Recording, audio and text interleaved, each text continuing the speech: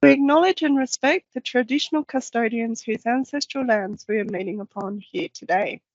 We acknowledge the deep feelings of attachment and relationships of Aboriginal peoples to country.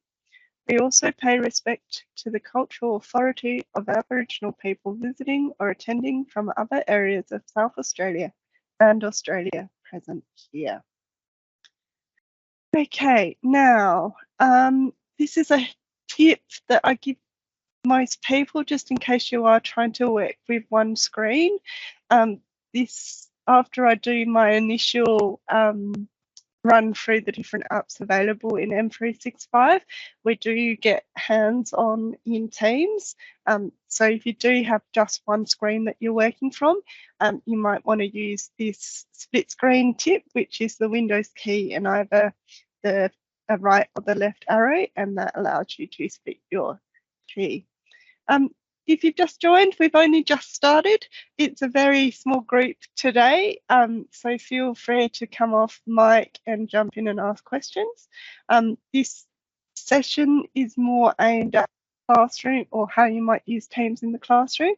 So if you're not a class teacher, please feel free to direct me to other bits that you might find handy.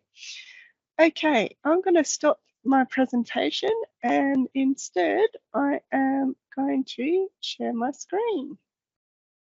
Okay, so I'll start the session off with a bit of a whirlwind through some of the apps that are available in M365 and some really quick examples of how you might use them as a teacher or as a school. So a lot of M365 apps are only available on the web rather than as desktop apps. I normally like to point people in the direction of www.office.com. So this is the home page where you can access all your Microsoft 365 apps.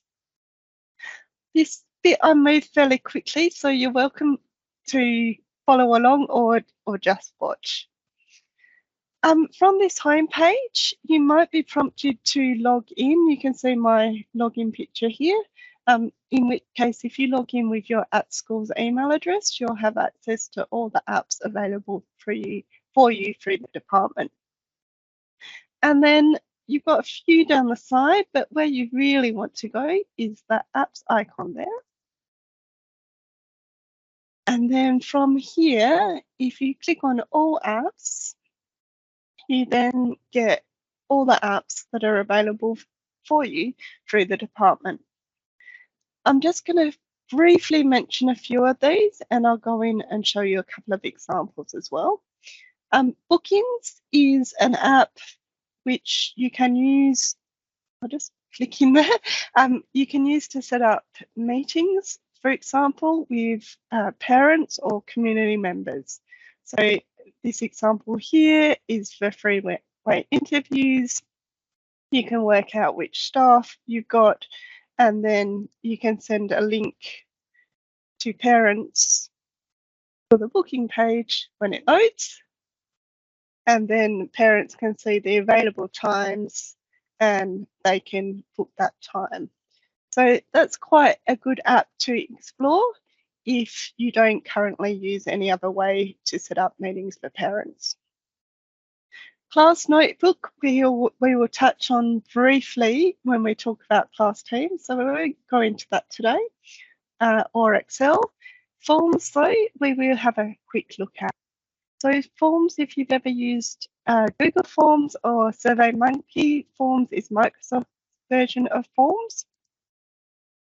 It's all online, so it's a web-based application rather than a desktop application, and it allows you to set up quizzes and forms for people to fill out. This one as well, you can share links to community members.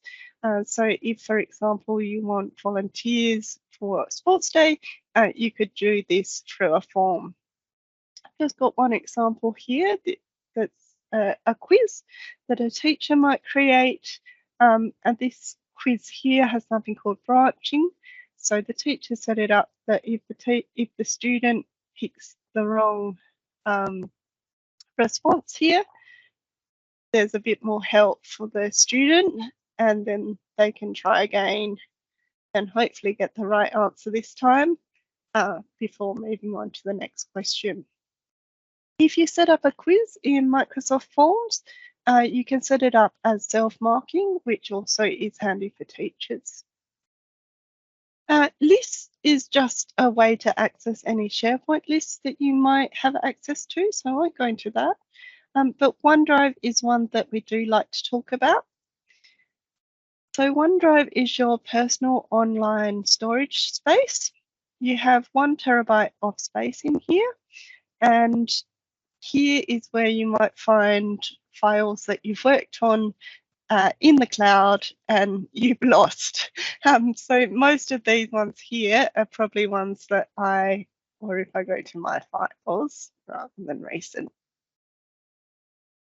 So you can see I use OneDrive a lot. These ones here were probably ones that I clicked on and saved without filing properly. Your OneDrive is your me space. So this is files that you're working on personally rather than files that you might be sharing with other people in the department. OneDrive, you can request access to share folders with people outside the department. So if you do have a business case, say you wanted to share photos of students with parents, you can put in a request to get a folder shareable outside of the department. And the beauty of OneDrive is that you can access your files from any device so that you're not tied down to a certain computer or using USBs. So if you're not already using OneDrive, that is one app that I do suggest you have a look at. Microsoft are forever changing how you access different things, so every time you go in, it's a little bit different. Okay, OneNote, if you haven't used OneNote before, that's an online or digital notebook, and that is available as a desktop app as well, and I won't go into that today.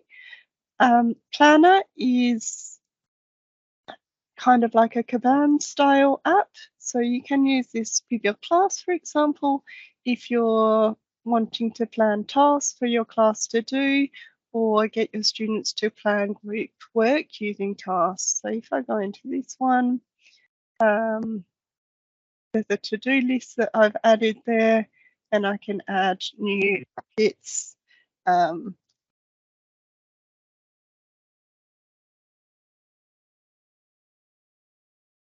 And assign tasks.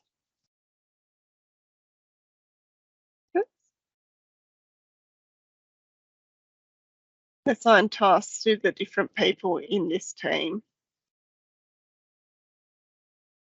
So that's one you might want to explore as well.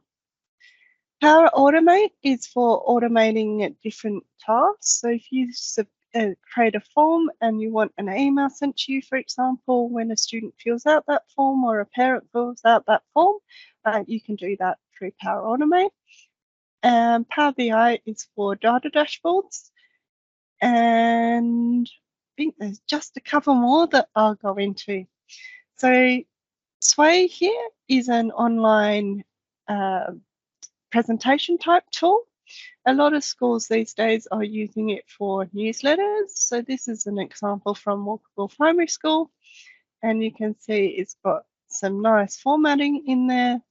And one of the nice things about Sway is that it's responsive. So if I make that window the size of a mobile phone, for example, you can see that the text has resized. So if you've got parents that are viewing newsletters on mobile phones, for example, this is a nice way for them to be able to view the newsletter on a smaller device.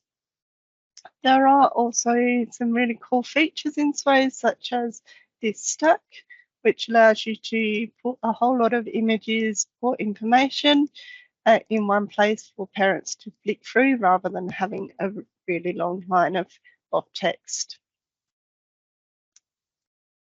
Okay. And then the last one we look at before we dive into class teams is Whiteboard. So Whiteboard is an online and a desktop app. And this one is purely a whiteboard, but it does come with a whole lot of templates, which might make your life easier as a teacher.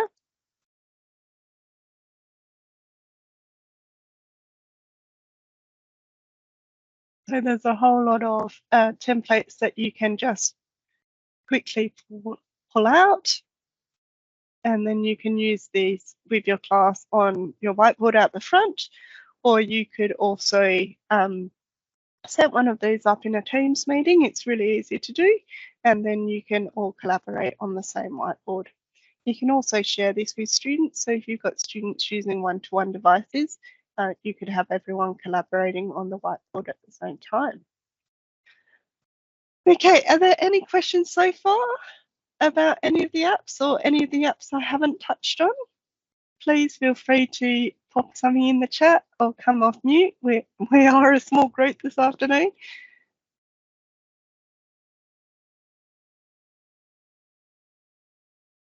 Otherwise, let's get into class teams. Matthew, you're typing, so I'll just give you a moment to type. Okay, cool. Right, so for this section here, if you want to follow along, that's probably good to get your hands in and doing things. So if you haven't already, if you can open up Teams on your computer. Now again, if you are limited to one screen, you can press the Windows key and either the right or the left arrow, and then that will split your screen. And I haven't enabled reactions, so I might just do that while you're getting Teams up, and then you can give me a thumbs up when you're ready.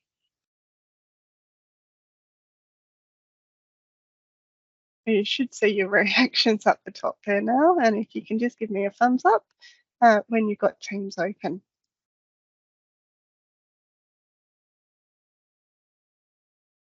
Thanks, Alec.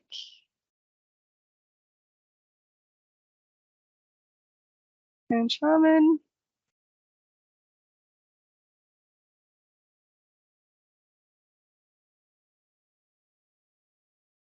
Perfect.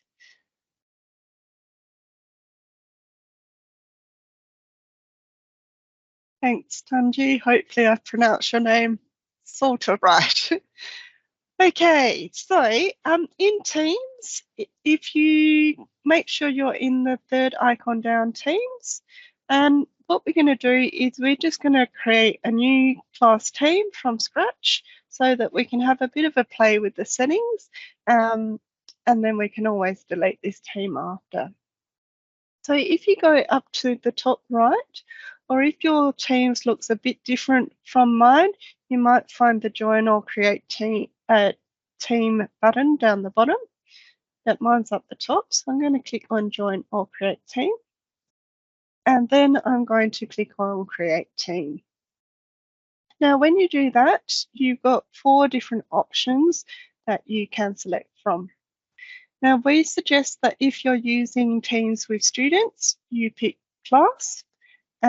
You ignore these 2 in the middle because they're quite structured in the way they're set up in the back end. And if you're not using Teams with students, you select other.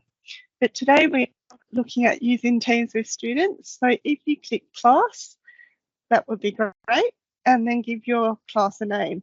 Now, the other thing we suggest when you create in a class for a team is that you start the name of your class with your school 4-digit number. The reason is if I accidentally delete this team and need to get it restored, there might be hundreds of classes called Year 4 or hundreds called Mrs. N, and the service desk will have trouble locating the right team to restore. Whereas if you start your team name with your school code, and then, for example, Year 4, and the year, for example, and you do accidentally delete it, the service desk will be able to find that team a lot easier. Okay, so give it a name and go next.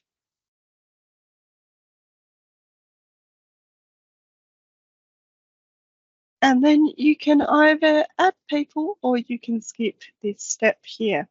Now, Shaman, I'm going to add you as a student just because it helps me when I'm demonstrating. Hopefully that's okay. Feel free to leave that or maybe add one of the other people in this Teams call. You're welcome to add me or one of your trusted colleagues who won't be alarmed at suddenly being added to a team. So I've added Shaman as a student. I can also add co-teachers at this stage, or I can skip that as well. So I've just added Shaman and I'm going to click on close. And then I've got my team all set up. So we're going to go a bit through the layout of the team and why you might use a class team. And then we have a look at the settings and then we do some posts and things like that. So class teams is always changing, and keep your eye out on this section because there's a few things that Microsoft have flagged are coming. So you might see some extra tabs added in here. But at the moment, the first tab we have is a home page.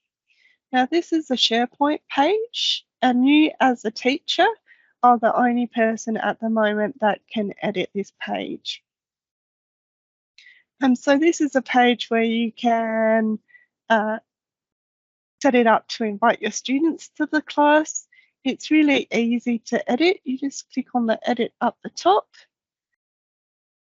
And then you've got this format here. Now some of these are automatic. So if you add anything into the calendar for the class, they automatically appear here. When you create assignments, they automatically appear here. But other things you can change yourself. So for example, instead of welcome to class, I might say welcome to year 4. It's as simple as just clicking in and editing. I might want to change this picture, in which case I'm going to go up to edit and hopefully I just have to delete this. Oh, let's change the picture there. And then in stock images, I can browse for an image that I like. Okay, so I've changed the image. This is a little bit big, so I think I can go in and resize it. See if we can resize it. It won't let me resize it any smaller. But I can crop. So let's crop it and see if we can change it to something that's a bit better. That looks better. And there we go. So welcome to year 4. And again, I can change and edit any of these texts. Once I'm happy, and I won't spend a lot of time today, I can just click republish and republish. And then those changes are there on my home page. Okay, so that's the home page. Class Notebook is a OneNote that is attached to this class.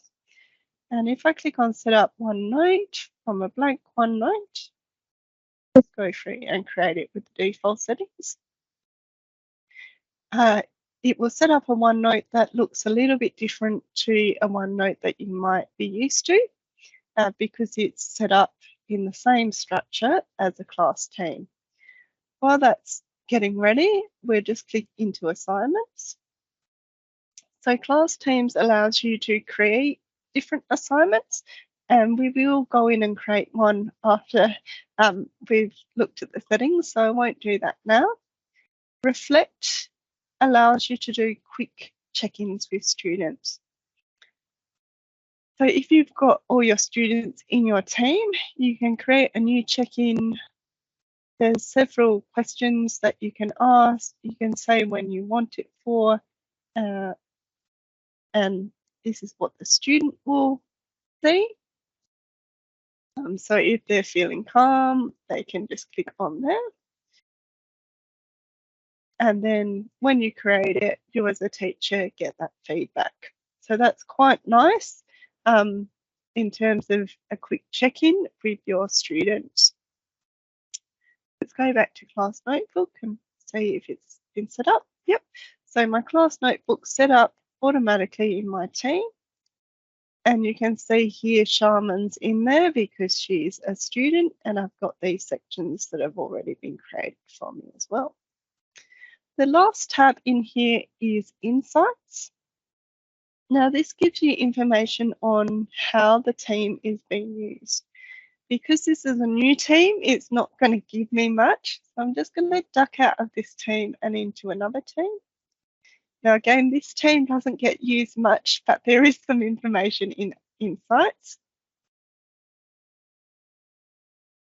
In here, I can see with my assignment that there's 7 missing. I can see if people have done check-ins, and I get a bit of a report on the different things.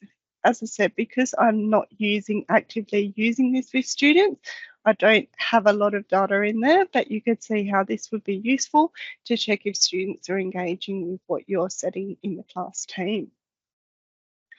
Okay, so let me go back to my test team that we've just created. And the next thing that we're going to look at are the settings. So the settings are quite important because sometimes we know students play up a bit. So if you go to the 3 dots next to your class team name and go to Manage Team, there's a few things in here that we can have a look at. The first thing you'll notice is that owners of the team are teachers and members and guests are students. Now, we've got this extra button that you won't have seen in other teams, which is Mute Students. So if I've got students that are doing the wrong thing, i.e. they're replying to posts in my team and they're being silly, I can mute everyone in the class, or if it's just Charmin that's causing trouble, I can mute Charmin and then she won't be able to reply to posts in the team. So if you are struggling with your students using self-control and responding appropriately in teams, remember you can use that mute students for the whole class or individual students. If I've added Charmin and she's supposed to be a teacher as well, I can change her in here to an owner, and that would change her to a teacher. The other tab to look at in here is the Settings tab. In here, you can do it a bit. You can change the picture. I won't go into that today. But the member permissions is quite an important thing to have a look at. So in here, we've got default settings turned off for all these ones here, which is good. But you want to have a look at these ones here. So if I'm using teams with adults, I normally leave these ticked, so give members the option to delete their messages or edit their messages. However, if I'm using class teams with students, I might want to untick these just because you don't want a student writing something inappropriate and offending someone and then them deleting the message and you as a teacher don't have any idea what's gone on. So at least to begin with, we recommend that you untick those 2 boxes, and then if you build trust within your class, of course, go ahead and retick them. The other thing in here is the team code. So there's a couple of ways you can add students to your team. You can add them all individually, as we saw at the beginning, or through the Members tab here. Or once you get them in front of you and they've all logged on to their computer, you can do something called a class code. So if I click Generate here, it's going to give me a code. I can then put this out the front of my class and click on full screen.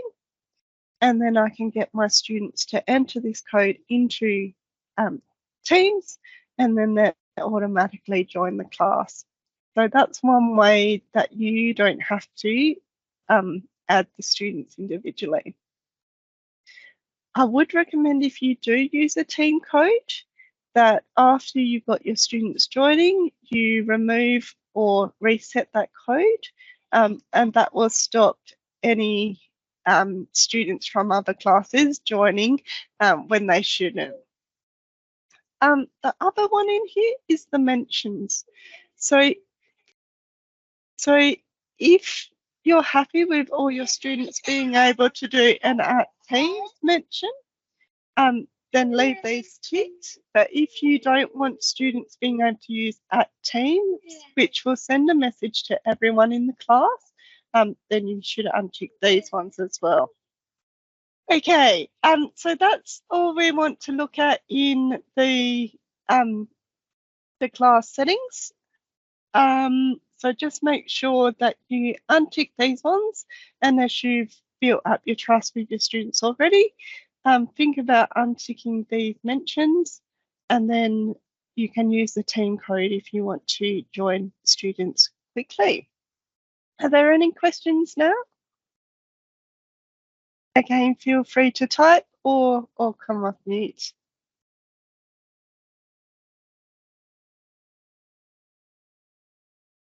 Okay, so no one's piped up, so we might go into our channels here.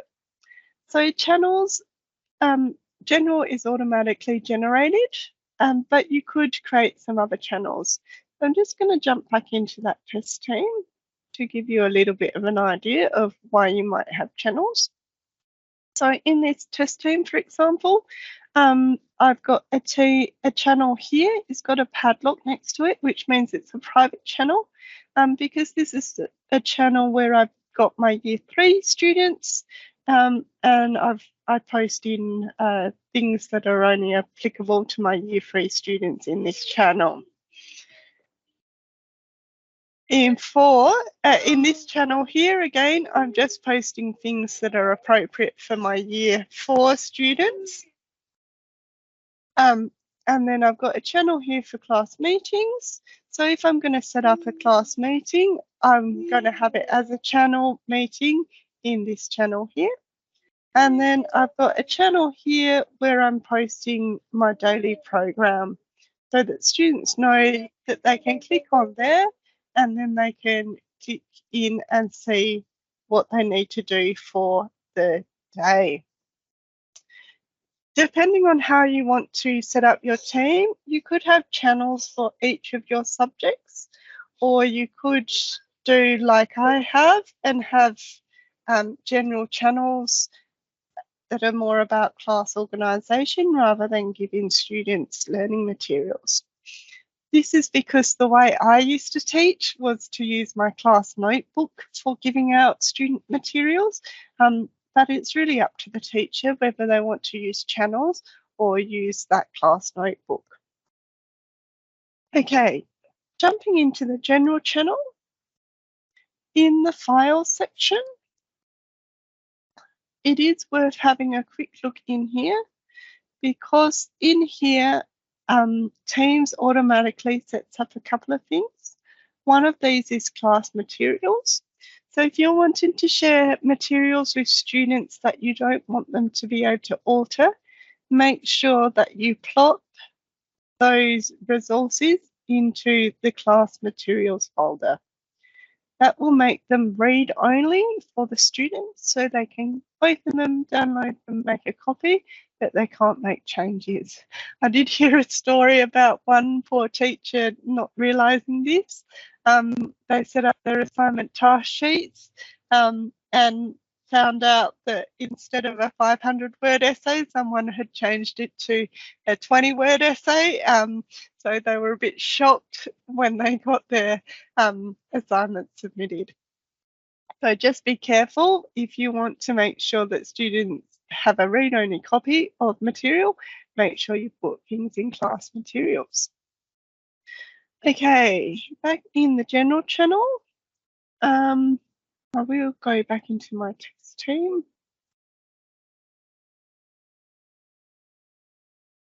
There's my reflect, because I set up my reflect. So this appears in the general channel under posts, and students can just click on how they're feeling, or they can go into the reflect.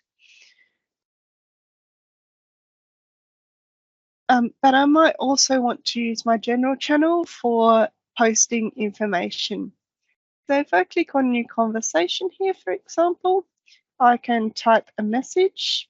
Might want to use the A with the little pencil, which gives me a bit more flexibility in terms of my formatting of text. So here I might put in Monday reminders. And then I might use the bullet points and put in don't forget library books after lunch, buddy class, and remember to take home your artwork. Okay, and then when I post that, everybody in the whole class can see that. If I want something to stand out a bit, I go to that A with the pencil tool again, and then I want to click on new conversation and click on announcement. This gives you more of a visual clue that it's something important. So here, for example, I might be putting out my spelling words each week. So I might put in spelling list. And I might each week when I post the link to that list, use the colour blue.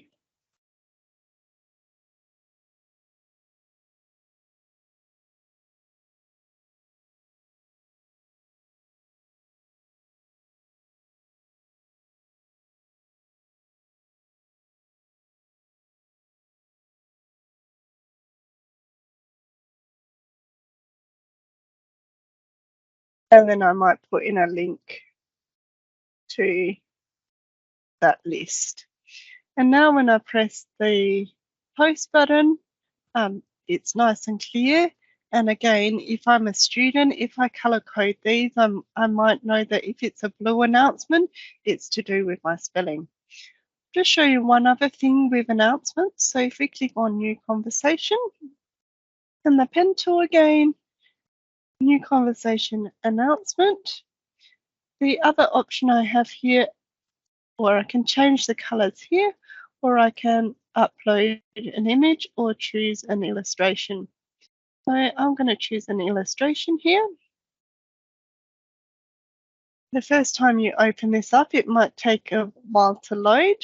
I'm just going to cancel and try again. I'm not sure why Teams does that, but it generally works if you cancel and go in again. And then I've got a whole lot of banners. So if it's something about taking things home, I might use this option. If it's about art or science, I might choose, or technology, I might choose one of these. So might be don't forget music practice. Okay. Or something like that. I must put in a subheading.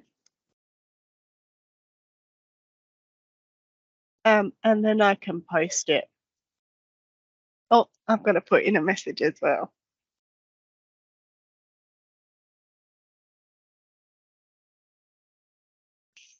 So that's how you might use the general channel to give your students information.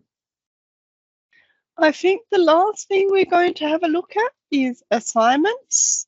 So if we click in the assignments tab here, we're just going to go in and create a really simple assignment.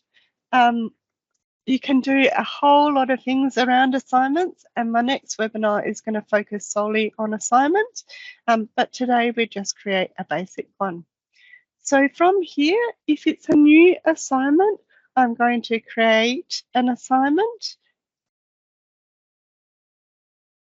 And then this brings up a template for me to fill out. I need to put in a title. So here I might put in maths questions. And then I can put in some instructions. Please complete the attached questions. And then I've got a few options here. So if I click on attach, I can attach a file from my OneDrive. I can attach a page that I've already prepared in my class notebook, or I can link to a website. If I'm doing an assignment that's to do with technology, I can click on make code as well. So I'm not going to attach anything. I can also do a new, so in this case, I might do a new Word document because I haven't prepared anything already. So let's call this maths assignment. And done. And at the moment, students can't edit this one. So if I wanted to go in, I'll just click in there and create a task sheet, for example. I can do that directly in Teams. And then it's all saved and attached already to my assignment. Oops. Now to get back into that, I'm going to click into drafts, and there's my maths questions. Now, up here, I've got when I want the assignment to be due. So it automatically selects the day after you create the assignment. So I'm going to select it's due next week.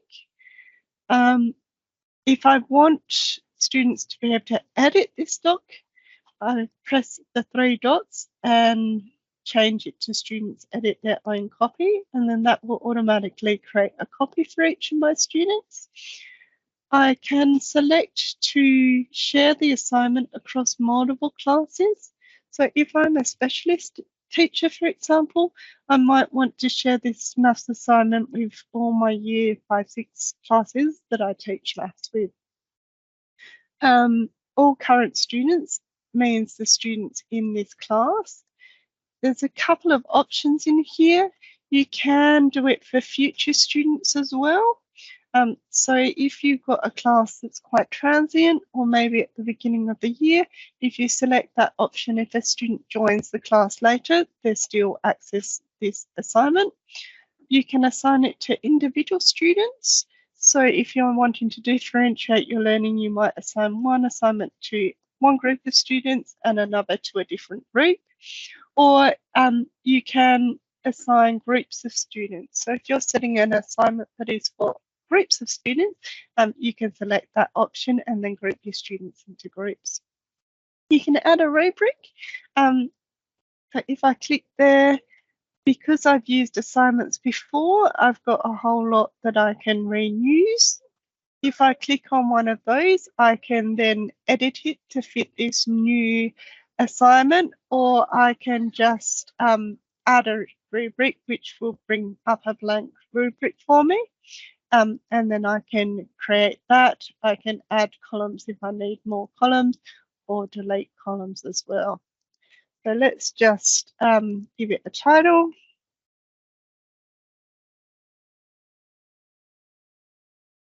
Once I've given it a title, even if I haven't yet put in the criteria, I can now attach it. And of course, I can go back and edit it later.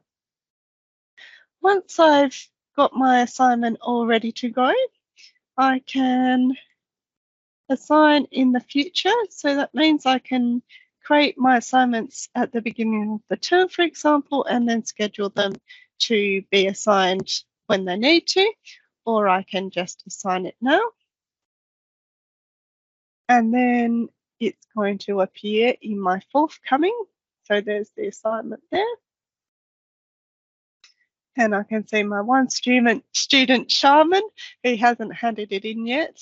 But if I do click on Shaman, it brings me up to that page, which if I was giving out an assignment would be a proper assignment rather than a blank page. But I can see the work that Shaman's done in there. And if I have more than one student in my class, I can just go through and cycle through my students there. I can add feedback in here, so I can video myself giving the student a comment if I'd like to, or I can type in feedback or attach feedback as well. If Shaman in this case has handed up a blank piece of paper, I can also get her to redo some of the work, in which case I'll return for revision. If it's all marked, I can click on return. Because I've got a rubric there as well, I can select the marking in the rubric there. When I've completed the assignments, it's going to show up in here. So I've returned this one to Shaman. If I've graded it, it will come up with a grade. If I've written her feedback, I can get that feedback there as well. Okay, so that's assignments. And the last thing on my list of things to show you is reading progress. Now, reading progress is aimed more at primary students, but could be used with secondary students as well. Reading progress is a type of assignment. So I'll go back into the main assignments and I'm going to create a new one again, an assignment. Give it a title.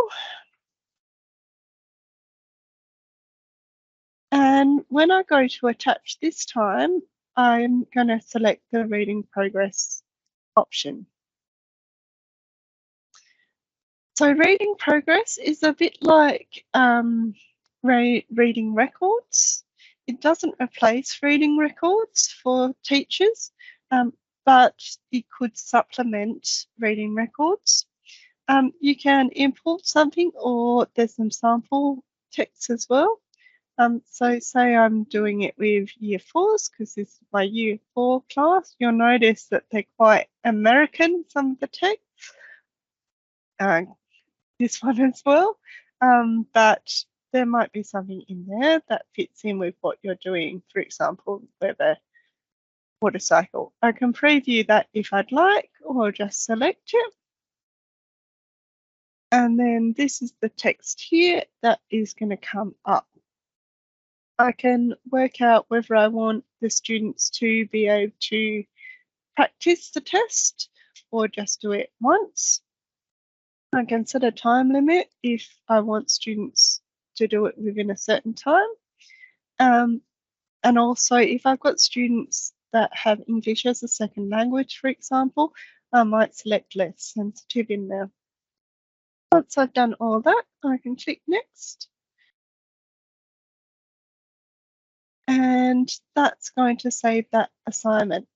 Now, I can't show you what this assignment looks like because I'm using my microphone and my camera in Teams. However, I do have a recorded version of reading progress. I'll just bring this over. I think I'm going to have to stop sharing my screen very briefly because I don't think I ticked computer sound. So bear with me for a moment.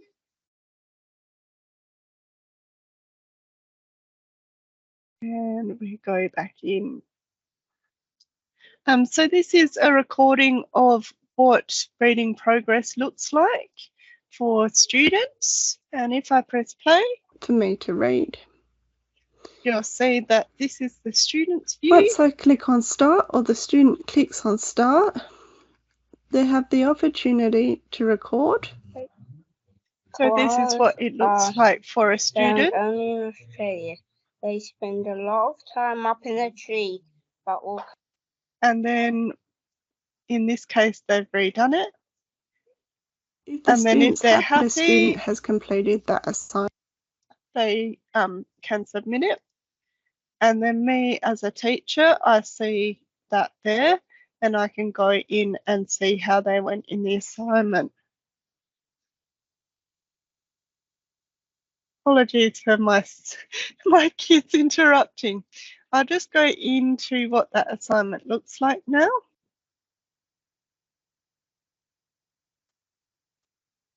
Yep. So you can see here, it's given me some data at the top. It's got my mispronunciations. I can listen to it here. If this one was actually wrong, I can change that, and you can see that data changes as well. The student can get a report as well so that they can see what's going on, which is quite handy. And if you do this with a whole class, you as a teacher also get some insights into which words are the ones that are missed the most by the whole class, so you can then focus on that as a class. Right, so any questions around class teams and assignments or reading progress?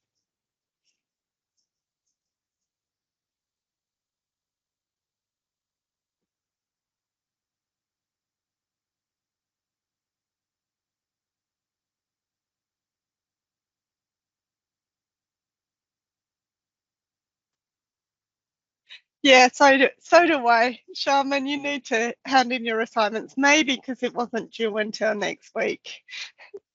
Okay, so this brings me to the last bit of the session where I just put you in the direction of some resources that you can use to further develop how you might use class teams. So I'll just bring back my browser. So the first place we like to direct people to is the Microsoft Learn website and the Educator Centre. And in there, if you go to Learning Paths, or actually Professional Development, and then browse all, there's a whole lot of different courses that Microsoft has put together around using Microsoft apps for educators. So for example, if you're looking at Teams, this one might be a good one to investigate. And there's a whole lot in there, collaborative building communities in teams that are suited to teachers using Teams with their students. So that's a place that I recommend you definitely check out. If you sign in, make sure you use your @schools email address, and then you can keep a record of your training and also use that for your teachers' registration. The next place I like to point people towards is the Technology and Platform Adoption Team YouTube channel. In here, we've got a whole lot of playlists. One of them is class teams. And you'll see there's a whole lot of really short videos that you can go through around using class teams. Just note that class teams does change quite a bit. So some of these videos might look a little bit different to what you might see in class teams at the moment. The last place, if you haven't already joined this, is the M365 support and collaboration team. And I will send out an email with a link to how to join this team. But if you aren't a member, I would highly suggest you joining this team, because if you've got any questions, you can always pop them in to the general or the class notebook channel or the Teams channel, and then someone from my team or another teacher will be able to answer your questions. So we finished a little bit early. As I said, please come off mute and ask away if you've got any other questions. other than that, we might have a bit of an early minute.